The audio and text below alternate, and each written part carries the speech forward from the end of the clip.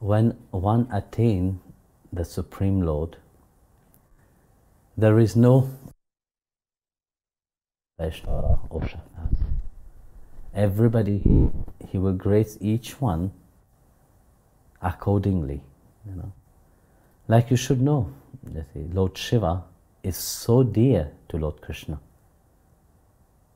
You see, human beings like to separate, you know, saying Thaivite is best, the devotee of Shiva says Thaivite is better, devotee of Krishna said we are better, devotee of Devi said we are best. Like that, religion also, each religion are fighting between each another because they think that they are best. So, like you said, let's say I have great love for Lord Shiva. I don't have any discrimination towards Lord Shiva or Devi. Those who have discrimination towards Lord Shiva, they are not even worthy to worship Lord Krishna. You know, in Jiva Goswami Sandarbha, he said, you know, those who criticize Lord Shiva is not worthy to worship Lord Krishna. As knowing that devotion which Lord Shiva have for Krishna and the devotion which Krishna he also have for Lord Shiva. It's amazing. That relationship that these two share, it's amazing, really.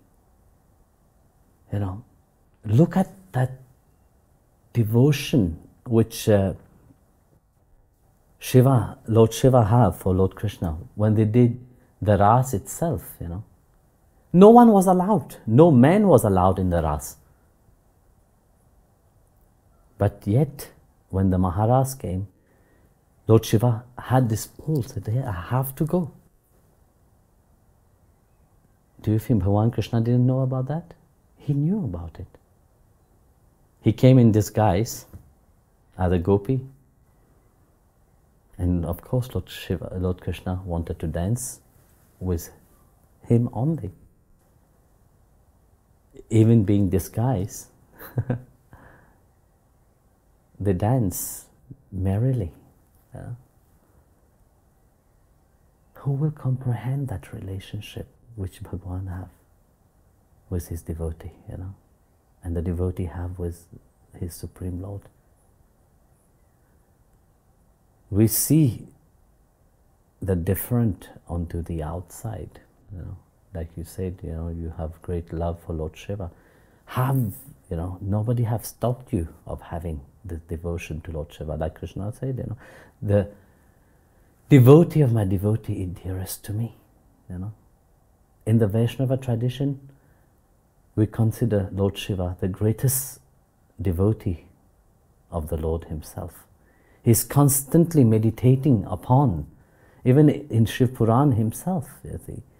Lord Shiva himself said to Parvati, when Parvati asked Lord Shiva, on whom are you meditating? You, which is the Lord of the free world, you know, on whom are you meditating?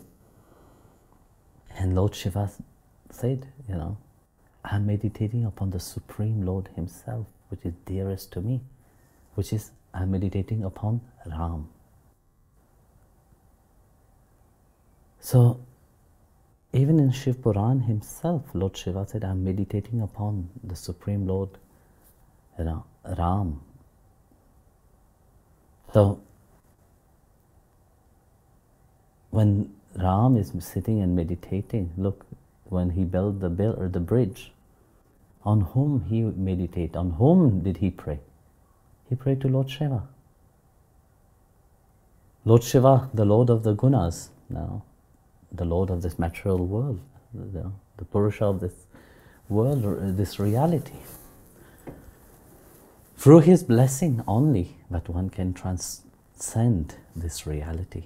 Without his blessing, one can't. One is trapped into delusion. You know, Maya is represented as Mahadevi, you know. So who is next to her? Mahadevi is Shiva.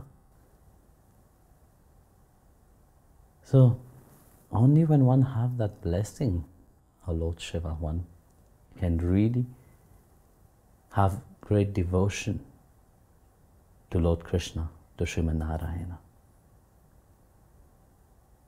So don't have this misconception, or having this, oh, only one is greater. No, it is not. Because this relationship that Bhagwan have with his devotee is supreme, The devotion which Lord Shiva have for Krishna is amazing. The devotion which Krishna even have for Lord Shiva is amazing. That's why you see when we look at Panduranga, Vitthal, for example, have you ever noticed on his head what there is? Very often people ask, why, Panduranga's tilak is different. There is a round and a black dot. Very often people have asked, if you look clearly what it is. Actually, it is Krishna's best friend. It is Lord Shiva himself. It is the yoni and the ling, looking from the top, which symbolize creation. I hold creation, I hold him dear to me. When Lord Krishna was going to look for Rukmini, it is said that he didn't want to go alone. Because you see, when your wife is angry, I don't think you would like so much to face your angry wife by yourself. So Krishna asked Lord Shiva to accompany him. He said, Prabhu, I'm going to look for Rukmini, but I don't want to go alone. It's not because he is scared of Rukmini. This is his Leela. You see, when you go somewhere, you can do a journey alone, or you can do a journey with a friend. So he asked Lord Shiva, come, please come with me, accompany me. And Lord Shiva happily agreed, because this is a different Leela that he's going to enact there. So he wanted to be part of it. That's why when you look at the deity of Panduranga, the top also is the Shivaling. There was a bhakta, a devotee of Lord Shiva, called Narhari Sonar. So this devotee of Lord Shiva, he lived in Pandharpur. And he was such a staunch devotee of Lord Shiva that from childhood he had taken a vow that he will never ever look at even the temple of Panduranga. He would not even look at the flag of Panduranga. So whenever he will come out from his house, he will cover his face and look the opposite way. Such was his devotion to Lord Shiva. He said that he don't want to look at Krishna. So one day there was a rich merchant, and he wanted to make a belt for Vithala. And he was looking everywhere for a jeweler. And there was no one. And so the people told him to go to Narhari Sonar, he's a jeweler. Then when he went there, Narhari Sonar said, no way, I will not make anything for that one. So then he said, please, please, he begged him. He said, okay, fine. You measure the waist and I will make it. So finally he accepted. So when he made it, according to the measurement, when they place that belt on Vithala,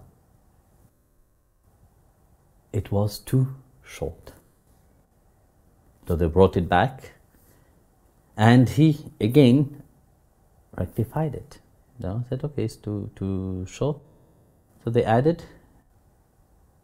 This time it was too long.